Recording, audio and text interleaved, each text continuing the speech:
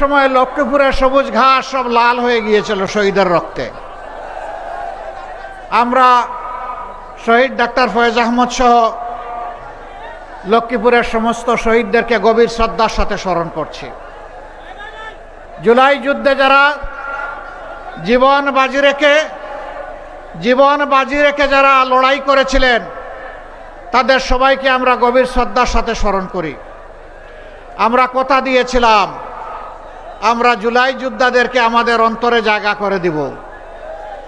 আমরা কথা রেখেছি, আমরা জুলাইকে কবুল করে নিয়েছি।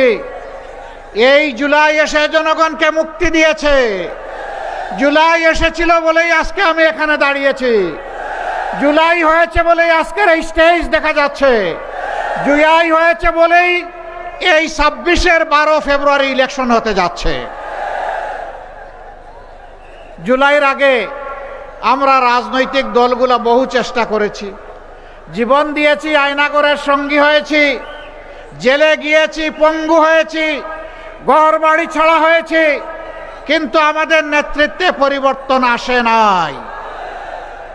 পরিবর্তন এসেছে আমাদের সন্তান সন্ততির নেতৃত্বে।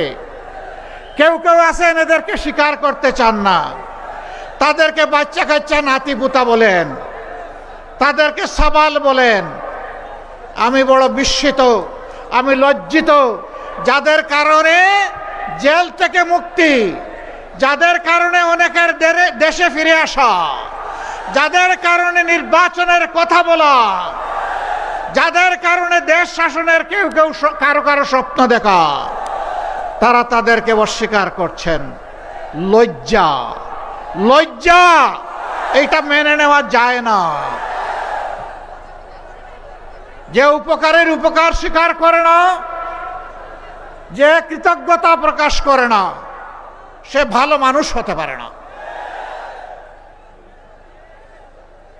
দেশবাসী রাজনীতির পুরানা বন্দোবস্তে দেখেছে, 54 বৎসর দেখেছে, সেই বন্দোবস্ত ফ্যাসিবাদ তৈরি করেছে, মানুষের অধিকার হরণ করেছে, দুর্নীতির স্বর্গরাজ্যে পরিণত করেছে, চাঁদাবাজিতে জনগণকে অতিষ্ঠ করেছে, জনগণের কিনা বস্ত্র দিয়ে জনগণের বুকে গুলি ছুঁড়েছে।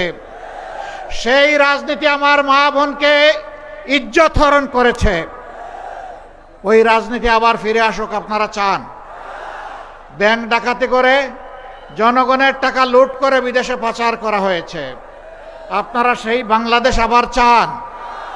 আপনারা পরিবর্তন চান। পরিবর্তন চাইলে ওই যে লেখা পরিবর্তনের জন্য হা, গণভোটে কি বলতে হবে? সিল প্রথম কোনটাতে মারতে হবে? হা বুটে সিল মারতে হবে। আপনারা সবাই হা বুটে সিল মারবেন? আপনারা মারলেই হা বুট পাস হয়ে যাবে না, প্রত্যেকটা মানুষকে হা বুটের সঙ্গী বানাতে হবে। আমরা বিশ্বাস করি বাংলাদেশের মানুষ এখন পরিবর্তন চায়। সেই পরিবর্তনের জন্য আমরা ঐক্যবদ্ধ হয়েছি। আমরা কথা দিচ্ছি জনগণের আস্থা যদি আমাদের উপর আসে, আমরা আশাবাদী আসবে ইনশাআল্লাহ। আমরা আস্থার প্রতিদান দেব ইনশাআল্লাহ। জুলাই বিপ্লবের পরে আমরা বলেছিলাম আমরা কারো উপর থেকে প্রতিশোধ নেব না, আমরা নেই নাই। আমরা বলেছিলাম আমাদের দলের লোকেরা চাঁদাবাজ নয়, আমরা চাঁদাবাজি করি নাই। আমরা বলেছিলাম আমরা দুর্নীতি করি না, দুর্নীতিকে আমরা ঘৃণা করি, দুর্নীতির সাথে আমাদের কোনো সম্পর্ক নাই। আমরা বলেছিলাম মজলুম ঠিক আছি, কিন্তু মামলাবাজি করব না, মামলা বাণিজ্যও করব না, মামলা দিয়ে নিরীহ মানুষকেও হয়রান করব না। আমরা কথা রেখেছি।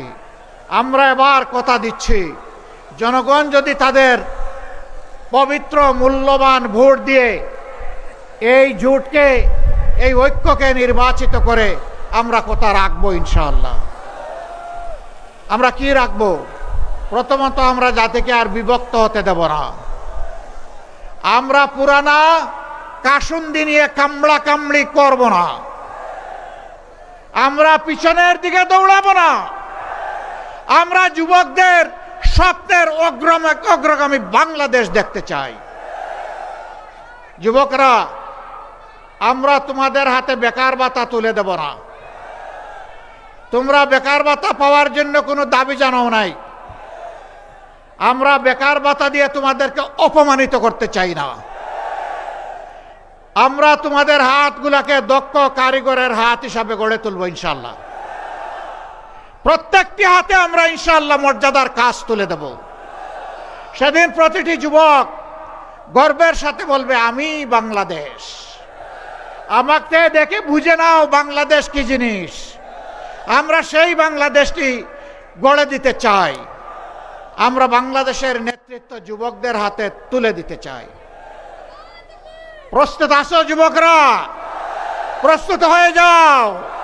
যেইভাবে স্বৈরাচার তাড়ানোর জন্য সেদিন গর্জে উঠেছিলে, বাংলাদেশ গড়ে দেওয়ার জন্য সেইভাবে দাঁড়িয়ে যাও। আমরা সেই বাংলাদেশ তোমাদের হাতে তুলে দেব ইনশাআল্লাহ। আমাদের এই 11 দলীয় ঐক্য, যেটা নির্বাচনী ঐক্য, সেই ঐক্যে এবার 62% ক্যান্ডিডেট হচ্ছে যুবক। তাহলে বার্তা দিচ্ছি আমরা জাতিকে, এই দেশ হবে আগামীতে যুবকদের বাংলাদেশ ইনশাআল্লাহ।